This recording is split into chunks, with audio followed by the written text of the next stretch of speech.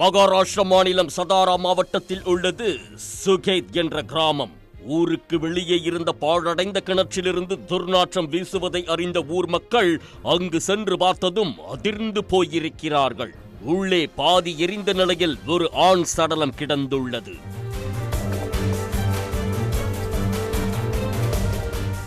உடனே போலீசாருக்கு தகவல் தெரிவிக்கப்பட்டிருக்கிறது. சம்பவ இடத்திற்கு வந்த போலீசார் சடலத்தை கைப்பற்றி ஆய்வு செய்திருக்கிறார்கள். சடலம் பாதி எரிந்து முகம் சிதைந்து போயிருந்ததால் அடையாளம் காண்பதில் சிக்கல் ஏற்பட்டிருக்கிறது. உடனே காவல் நிலையங்களில் சமீபத்தில் காணாமல் போனவர்கள் குறித்து அளிக்கப்பட்டிருந்த புகார் பட்டியலை அலசி ஆராய்ந்திருக்கிறார்கள்.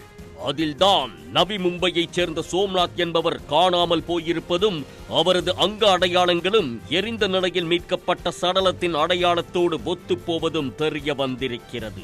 சோம்நாத்தின் குடும்பத்தினரும் அதை உறுதி செய்திருக்கிறார்கள்.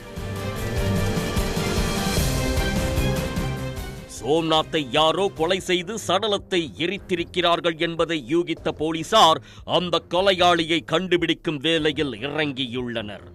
சுகேத் கிராமத்திற்கு வந்து சென்ற வாகனங்களை கண்டுபிடிக்க போலீசார் 300க்கும் மேற்பட்ட சிசிடிவி கேமராக்களை ஆய்வு செய்தனர். சதாராவிற்கு வரும் வழியில் உள்ள அனைத்து சுங்கச்சாவடிகளையும் சோதித்தனர். அப்போது நள்ளிரவில் ஒரு குறிப்பிட்ட வெள்ளை நிற கார் மட்டும் சந்தேகத்திற்கிடமான வேகத்தில் வந்து சென்றதை கவனித்தனர்.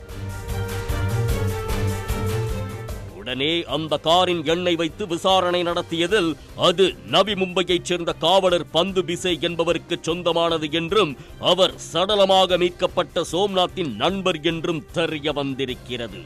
போலீசார் அவரிடம் விசாரணை நடத்தியிருக்கிறார்கள்.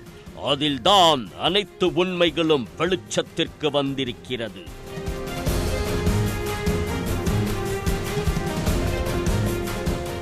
49 வயதான பந்து பிசே நவி மும்பையில் உள்ள ரபாலே MIDC காவல் நிலையத்தில் காவலராக பணியாற்றி வந்திருக்கிறார். இவருக்கு திருமணமாகி மனைவி மற்றும் பிள்ளைகள் உள்ளனர். இந்த சூழலில் வேறு ஒரு பெண்ணோடு பந்து பிசேவுக்கு பழக்கம் ஏற்பட்டிருக்கிறது. அந்த பெண்ணிற்காக பெருமளவில் பணம் செலவிட்டு பல வருடங்களாக தொடர்பில் இருந்துள்ளார். அந்த பெண்ணோடு 30 வயதான சோம்நாத்திற்கும் பழக்கம் ஏற்பட்டிருக்கிறது. நாளடைவில் அந்த பெண் பந்து பிசேவை விட வயதில் இளையவரான சோம்நாத்துடன் அதிக நெருக்கம் காட்டத் தொடங்கியுள்ளார். தனது காதலியுடன் சோம்நாத் பழகுவதை அறிந்த பந்து பிசே கடும் அதிர்ச்சியும் ஆத்திரமும் அடைந்துள்ளார். அவரை நேரில் அழைத்து பலமுறை எச்சரித்துள்ளார். அவள் என்னுடையவள், அவளுடனான தொடர்பை இப்போதே துண்டித்துக்கொள் என்று மிரட்டியுள்ளார். ஆனால் சோம்நாத் அந்த எச்சரிக்கைகளை கண்டுகொள்ளவில்லை. அந்த பெண்ணும் சோம்நாத்துடனான உறவை தொடரவே விரும்பியுள்ளார். இது பந்து பிசேவின் ஈகோவை சீண்டியிருக்கிறது. கூடவே இருந்து தனக்கு துரோகம் செய்த சோம்நாத்தை தீர்த்து கட்ட முடிவு செய்திருக்கிறார். அந்த கொலையை செய்து முடிக்க 3 நண்பர்களையும் கூட்டு சேர்த்திருக்கிறார். சம்பவத்தன்று பந்து பிசேவும் அவரது நண்பர்களும் காரில் இருந்துள்ளனர். பேச்சுவார்த்தை நடத்த வேண்டும் என நைசாக பேசி சோம்நாத்தை காரில் ஏற்றியிருக்கிறார் பந்து பிசே. சிட்டியை விட்டு கார் சீறி பாய்ந்திருக்கிறது. திடீரென சோம்நாத் மீது பாய்ந்த பந்து பிசேவும் அவரது நண்பர்களும் கழுத்தை நெரித்து கொலை செய்திருக்கிறார்கள். சடலத்தை மும்பையிலோ அல்லது அதன் அருகிலோ வீசினால் விரைவில் சிக்கிக் கொள்வோம் என பயந்த பிசே 190 கிலோமீட்டர் தொலைவில் உள்ள தனது சொந்த ஊரான சதாரா மாவட்டத்தை தேர்வு செய்திருக்கிறார். சதாரா மாவட்டம் ஜாவ்லி தாலுகாவில் உள்ள சுகேத் கிராமத்தில் உள்ள பாழடைந்த கிணற்றில் சடலத்தை வீசி பெட்ரோல் ஊற்றி தீ வைத்திருக்கிறார். உடல் முழுவதுமாக எரியும் வரை காத்திருக்காமல் பிசேவும் அவரது நண்பர்களும் விடியும் முன்பே அங்கிருந்து தப்பித்து மீண்டும் நவி மும்பைக்கே வந்துவிட்டனர்.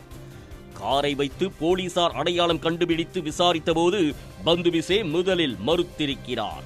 ஆனால் சிசிடிவி காட்சிகள் மற்றும் செல்போன் சிக்னல்களை காட்டியதும் தான் செய்த கொடூரத்தை அவர் ஒப்புக்கொண்டார். இதனையடுத்து போலீசார் பந்து பிசேவையும் அவரது 3 நண்பர்களையும் கைது செய்து சிறையில் அடைத்துள்ளனர். சட்டத்தை பாதுகாக்க வேண்டிய காவலரே ஒரு கொலையை செய்திருப்பது மகாராஷ்டிராவையே உலுக்கியுள்ளது. எவ்வளவுதான் நுணுக்கமாக திட்டமிட்டு 190 கிலோமீட்டர் தூரம் பயணித்து தடயங்களை அழிக்க முயன்றாலும் நவீன தொழில்நுட்பமும் போலீசாரின் சாமர்த்தியமான விசாரணையும் குற்றவாளியை தப்ப விடாது என்பதற்கு இந்த சம்பவமே ஒரு உதாரணம். உடனுக்குடன் செய்திகளை தெரிந்து கொள்ள சன் நியூஸ் பெல் ஐகானை கிளிக் பண்ணுங்க.